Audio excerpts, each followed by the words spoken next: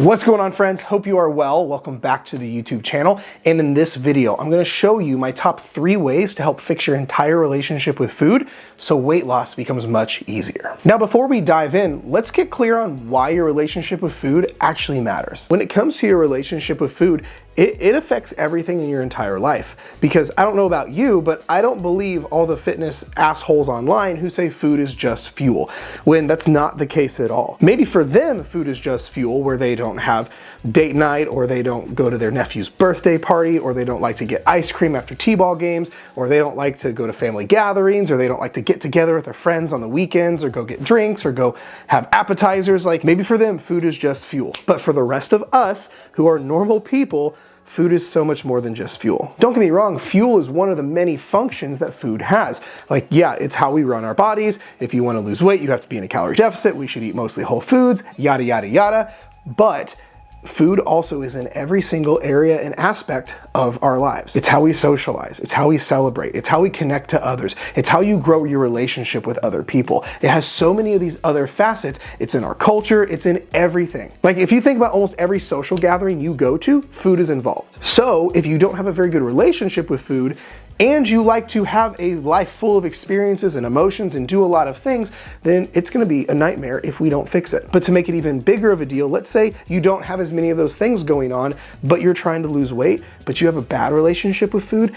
It's why you binge eat. It's why you may feel overwhelmed or guilty or obsessed around food. It's why you may feel uncontrolled, or you've caught yourself saying, once I start, I can't stop. Or maybe you found yourself saying I can't have any of that, or I'll have all of it. So it's just easier to get it out of the house and never have those foods in general. But last time I checked, we have taste buds for a reason. We're supposed to enjoy food. There's nothing wrong with being a foodie, or enjoying food, or enjoying socializing, or enjoying having food all around you.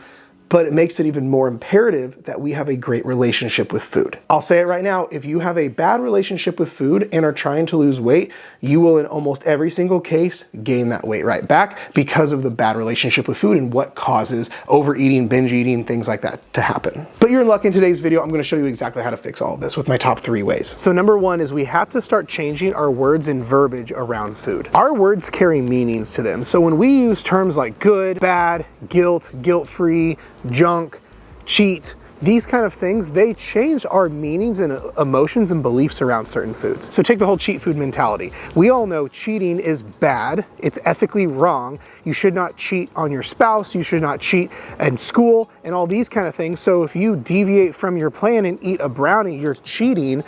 Well, that's not exactly right. Then over time, if we cheat and fall off and eat junk food and eat bad food, well, it's no wonder our relationship with food starts to decline. Or you can think of it like this.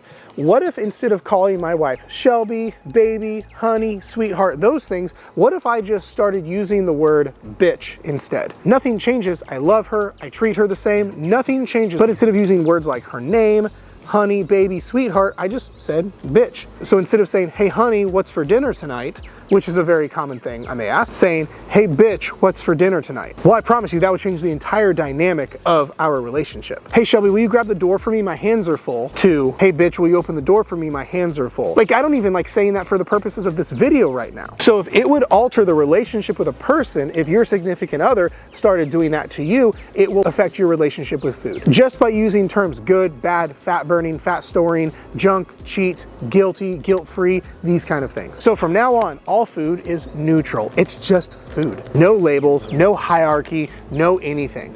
That's it. Number 2, change your actions and start utilizing single serving foods to mend the relationship you have with food. You see, one of the worst things that you can do for your relationship with food is continuing to restrict all these foods. It just perpetuates the restrict binge cycle, but then it doesn't actually fix anything. You could have all the greatest words in the world, but if your actions speak louder than the words, then you're still gonna have a messed up relationship with food. Now, the wife analogy also works for this one too, because I can tell my wife all day, I love you, I love you, I love you, but if my actions don't show I love her, then my words don't really mean anything. So if you continue to restrict your favorite foods and say, once I start, I can't stop, and then you either restrict or binge or restrict or binge, it's just gonna keep perpetuating the same issue.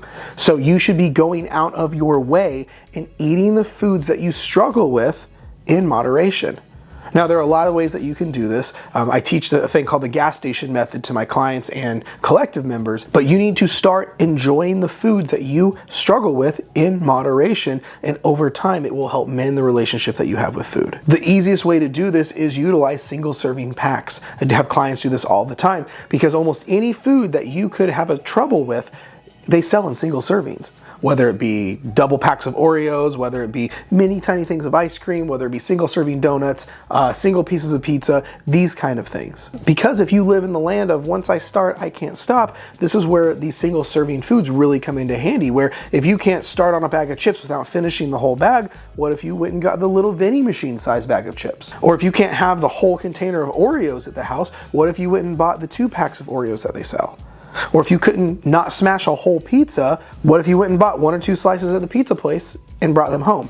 Over time, doing this is going to start changing the brain chemistry around these foods and the belief that once I start, I can't stop. And before you know it, you'll find your relationship with food is in an entirely different spot. And number 3, changing your beliefs around food. You will never change your relationship with food if you continue walking around, living your life, believing certain foods are inherently bad or inherently magically somehow store fat no matter what, or that somehow these foods are morally inferior than these other foods. It will never get better. Because the truth is, you can take foods that are fantastic for you. You can take all the foods you label as healthy or organic or whatever and eat too many of them and store fat and get unhealthy. But you can also take something like cookies, cakes, and donuts and eat them in moderation and lose weight. Now, before the comment section gets caught on fire, I am not saying to go around every day and eat only Pop-Tarts and gummy bears in a calorie deficit. That's not what I'm saying. But I'm also not saying just because something is labeled organic or healthy, it's a free-for-all either. I'm saying if you want to have a fantastic relationship with food, you should be eating, yes, the majority of your calories from